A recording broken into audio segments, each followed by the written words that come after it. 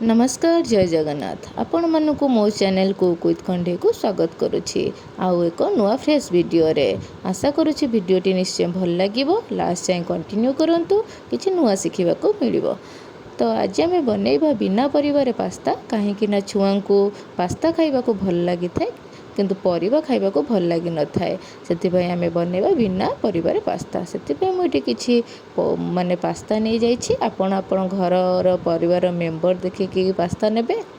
से समय बर्बाद न करिकी कारण समय बहुत मूल्यवान पियाज अदा रसुण छेचा आ धनिया पत्र को मुझे काटी नहीं आमर देखते ए पास्ता भी हो जाइए पास्ता को आम छाणी नवा गोटे छणारे तो पास्ता को भल भाव सीझेबे ना तार टेस्ट भल आसो ना।